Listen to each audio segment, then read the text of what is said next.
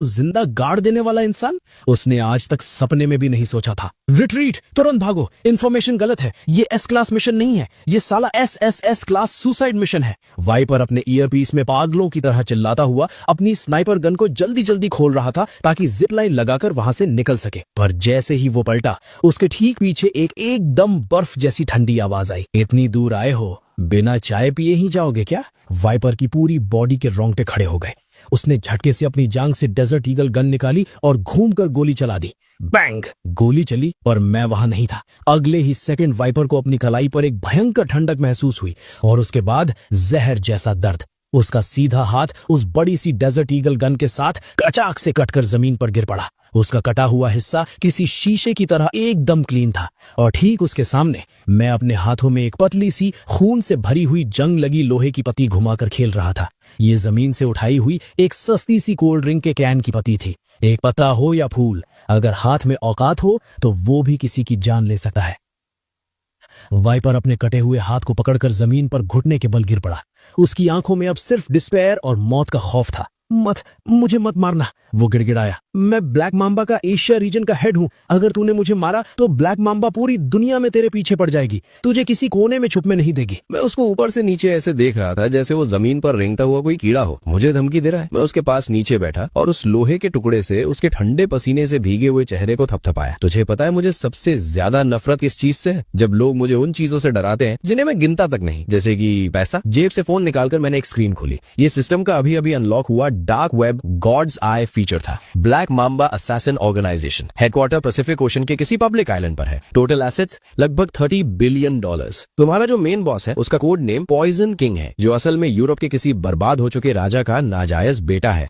मैं फोन देकर उनकी डिटेल्स पढ़ रहा था और मेरी एक एक लाइन के साथ वाइपर का चेहरा किसी मुर्दे की तरह सफेद पड़ता जा रहा था। तो तुझे ये सब कैसे पता? ये तो टॉप सीक्रेट इन्फॉर्मेशन है। मैंने उसकी बात को पूरी तरह इग्नोर किया। मेरी उंगलियां फोन की स्क्रीन पर तेजी से चलने लगी। System, global top hacker gods hand upgraded version को खरीदो। ब्लैक मांबा के मेन अकाउंट्स में घुसो और उनका सारा फंड फ्रीज कर दो। इसके अलावा सारे असैसिन्स के लिए एक नया बाउंटी ऑर्डर रिलीज करो। 3 सेकंड बाद वाइपर का वो स्पेशल कम्युनिकेशन डिवाइस पागलों की तरह वाइब्रेट करने लगा। सिर्फ उसका ही नहीं, इस वक्त पूरी दुनिया में फैले हुए 3000 से ज्यादा ब्लैक मांबा असैसिन्स को एक साथ सबसे टॉप लेवल का रेड अलर्ट कमांड मिला। Supreme bounty order. टारगेट पूरी जाओ फैमिली। मेन टारगेट जाओ यूटियान और उसका बाप जाओ gang. Client code name God. Bounty amount $1 billion. Special condition, जो भी जाओ गैंग का सिर काट कर लाएगा वो ब्लैक मांबा का नया बॉस बनेगा। प्रेजेंट बॉस पॉइजन किंग को गॉड द्वारा $50 बिलियन में खरीद लिया गया है। ऑर्गेनाइजेशन का नया नाम अब डिवाइन पनिशमेंट होगा। खरीद लिया क्या? बड़बड़ाते हुए वाइपर को लगा जैसे उसकी पूरी दुनिया ही पलट गई हो। उसने सपने में भी नहीं सोचा था कि कोई इंसान चलते फिरते पूरे के पूरे किलर ऑर्गेनाइजेशन को ही खरीद लेगा। क्यों? यकीन नहीं हो रहा है? अपनी जगह से उठते हुए मैंने अपने हाथ झाड़े। अगर यकीन नहीं है तो अपना बैंक अकाउंट चेक कर ले। एक छोटा सा मिलने का तोहफा समझो। मैंने अभी ऑर्गेनाइजेशन के हर जिंदा कातिल के अकाउंट में $1 मिलियन ट्रांसफर किए हैं। वाइपर के फोन पर अलर्ट चमका। जीरो बैलेंस वाले अकाउंट में अचानक $1 मिलियन आने का मैसेज था। इस एक सेकंड में मुझे देखते हुए वाइपर की आंखें पूरी तरह बदल चुकी थीं। अब उसकी आंखों में डर नहीं बल्कि किसी भगवान को देखने वाली पागलपन और पूजा करने वाली चमक थी। बॉस! अपने कटे हुए हाथ के भयंकर दर्द की परवाह किए बिना वाइपर मिट्टी में घुटनों के बल गिरा और अपना सिर जोर जोर से जमीन पर पटकने लगा। इस गुलाम की आंखें थी पर इसने आपको नहीं पहचाना। ये गुलाम अपने बॉस के लिए आग में कूदने को तैयार है। जाओ गांग वो बुढ़ा, मैं अभी जाकर उसकी गर्दन काट कर लाता हूँ। मेरी ठंडी नजरें उस पर टिकी थी। तेरा हाथ कट चुका है, तू अब किसी काम का नहीं है। मैं अपने पास कचरा जमा नहीं करता। वाइपर का चेहरा मौत जैसा पीला पड़ गया, पर मैंने अपनी बात घुमा ली। मेरे पास एक दवाई है, इसको खा ले। मेरे हाथ में अचानक एक काले रंग की गोली आई। ये सिस्टम की दुकान से 50 मिलियन में खरीदी गई बिगिनर रीजेनरेशन पिल थी। तेरा हाथ वापस उगाएगा और तेरी ताकत पहले से 3 गुना ज्यादा हो जाएगी। और इस दवाई में जहर है। हर 3 महीने में तुझे इसका एंटीडोट खाना पड़ेगा। अगर तूने कभी मुझे धोखा देने का सोचा तो मैं खाऊंगा। बिना एक सेकंड सोचे वाइपर ने वो गोली मेरे हाथ से ली और निकल गया। और फिर एक भयंकर चमत्कार हुआ। वाइपर की कटी हुई कलाई के पास का मांस अचानक किसी जिंदा कीड़े की तरह हिलने लगा और देखते ही देखते वहां नया हाथ उगने लगा। भगवान का चमत्कार, ये भगवान का चमत्कार है। खुशी और हैरानी के मारे वाइपर जोर जोर से रोने लगा। पलटकर मेरे कदम उस बिल्डिंग की छत के किनारे की तरफ बढ़ गए। यहाँ जितनी भी लाशें हैं सबको साफ कर देना। मुझे कल सुबह न्यूज में इस शूट आउट की कोई खबर नहीं चाहिए। और हाँ, सबको बता दो, जाओ फैमिली को एक झटके में मत मारना। मैं उनके साथ आराम से खेलूंगा। पहले उनका सारा पैसा रोको, फिर उनके सारे कॉन्टैक्ट्स खत्म करो और आखिरी में मैं चाहता हूँ कि वो लोग सु ग्रुप के दरवाजे पर घुटनों के बल बैठकर मौत की भीख मांगे। जी बॉस, आज रात के बाद जाओ फैमिली का नाम इस अंडरग्राउंड दुनिया से पूरी तरह मिटा दिया जाएगा। छत के किनारे पर खड़े होकर मैंने ठीक उस 30 मंजिल ऊंची बिल्डिंग से छलांग लगा दी। हवा में गिरते वक्त मैंने सिस्टम से खरीदा हुआ एंटी ग्रेविटी ग्लाइडर ऑन कर दिया। किसी बड़े से काले चमगादड़ की तरह हवा में तैरते हुए मैं उस अंधेरी रात में गायब हो गया। आधे घंटे बाद सू वॉन्किंग का पर्सनल विला अभी भी पूरी रोशनी से जगमगा रहा था। हॉल में एक तकिए को कस के गले लगाए सू वॉन्किंग सोफे पर सिकुड़ी हुई बैठी थी। टीवी चल रहा था पर उसका ध्यान वहां बिल्कुल नहीं था। बगल में छोटी डुओ सो चुकी थी और उसकी आंखों के किनारे अभी भी आंसू लगे थे। लिंचन, तुम प्लीज ठीक रहना। अपने दोनों हाथ जोड़े सू वॉन्किंग चुपचाप दुआ कर रही थी। ठीक उसी वक्त दरवाजे के फिंगरप्रिंट लॉक से आवाज आई और मशीन ने बोला, वेलकम होम।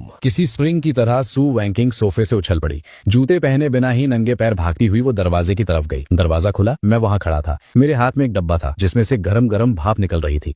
सॉरी, थोड़ा लेट हो गया। रास्ते में नाइट मार्केट से गुजर रहा था, देखा कि इनके क्रॉफिश मस्त लग रहे थे तो सोचा थोड़ा लेता चलूं। उस प्लास्टिक बैग को हिलाकर दिखाते हुए मैंने कहा, 13 स्पाइसेस वाले हैं। लिंचन, सू वॉन्किंग के अंदर का सारा इमोशन अचानक बाहर आ गया। भागकर आते ही वो सीधा मेरे गले लग गई। उसने मेरी कमर को इतनी जोर से पकड़ा और उसके आंसुओं से मेरी शर्ट पूरी तरह भीग गई। तुम कहाँ चले गए थे? तुम्हें पता है मैं कितना डर गई थी? मैंने उस हेलीकॉप्टर की आवाज सुनी थी। मुझे लगा कि 1 सेकंड की हैरानी के बाद मैंने प्यार से उसके लंबे बालों पर हाथ फेरा। पागल, मैंने कहा था ना, बस थोड़ा सा कचरा जमा हो गया था जिसे साफ करना था। सिर उठाकर मेरी नजरें खिड़की के बाहर आसमान पर गईं। वहां से काले बादल हट चुके थे और एक मस्त सफेद चांद चमक रहा था। आज के बाद इस जियांगछेंग शहर की रात वैसी ही चलेगी जैसा मैं चाहूंगा। अब इस दुनिया में कोई तुम्हें नुकसान नहीं पहुंचा सकता। अपना आंसुओं से भरा चेहरा ऊपर उठाते हुए सू वॉन्किंग ने मुझे देखा। लिंचन, आखिर तुम हो कौन? अपना सिर नीचे करके उसकी आंखों के किनारे लगे आंसू को चूमकर मैंने साफ कर दिया, मैं तुम्हारा गॉड लेवल बिलियनर हूँ और तुम्हारा नाइट भी। ठीक उसी वक्त जियांगछेंग शहर के दूसरे कोने पर जाओ फैमिली का बड़ा सा मैंशन खड़ा था। जाओ यूटियान का बाप और जाओ ग्रुप का चेयरमैन जाओ गैंग अपने स्टडी रूम में बैठा उस अच्छी खबर का इंतजार कर रहा था। अभी तक कोई खबर क्यों नहीं आई? ये वाइपर जैसा नल्ला आखिर कर क्या रहा है? गुस्से में जाओ गैंग ने अपनी सिगार को एस्ट्रे में मसल दिया।